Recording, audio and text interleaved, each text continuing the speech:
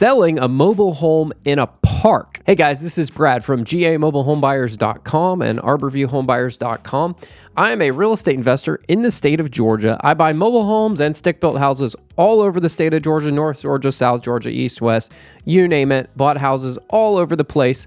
I bought a lot of mobile homes, so I know a thing or two about buying and selling mobile homes. I'm also a licensed real estate agent in the state of Georgia with One Source in Woodstock. But today I want to talk to you about selling a mobile home in a park. And technically speaking, a mobile home in a park is not technically considered real estate. So from me speaking as a real estate agent, that doesn't really matter because there's no real property involved. It's considered personal property. But there's a few things you need to know about selling a mobile home in a park. We get people reach out to us to purchase mobile homes in parks very frequently, and I do buy mobile homes in parks.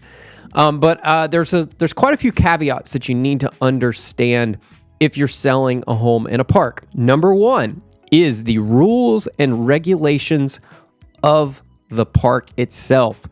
You need to know and understand and read the rules and regulations of the park.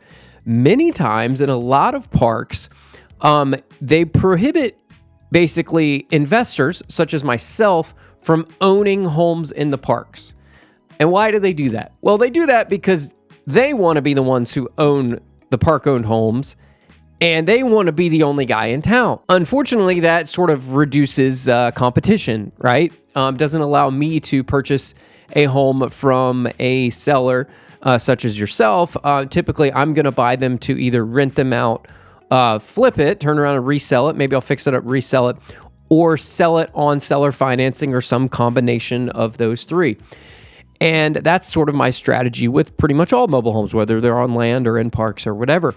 But in a park, a lot of parks have rules that prohibit me as an investor from buying homes in a park and renting them out. They require owner occupants only. Puts a cramp on the style of selling a house, right? So you got to understand that. Well, and what happens when you as the seller only have one option, which is either to sell it to a cash buyer that's going to turn around and live in the park, in the home themselves, or you've got to sell it to the park. And the park's probably going to give you kind of a lowball offer because there's no other competition in town, right? So keep that in mind.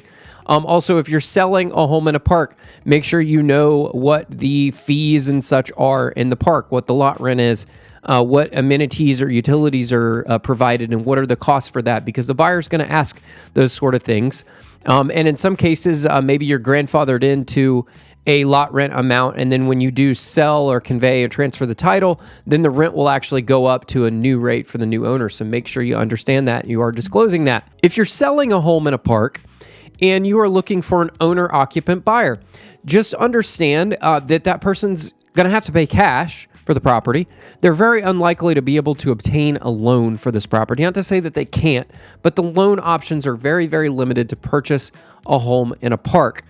And then if you're, renting to, or selling to that person, they're going to have to go through the park's sort of vetting process as well. So keep that in mind. And your buyer's pool's definitely going to be a lot more limited. If you're selling in a home in a park in hopes that this person that buys this is going to move the home out of the park and put it somewhere else, you also need to understand that it's very cost prohibitive to move a mobile home. It is very expensive. Nowadays, it can cost anywhere from $8,000 to $12,000 to move a mobile home, depending on how far you're going, where you're moving it, whether it's a single wide, double wide, the age, the condition.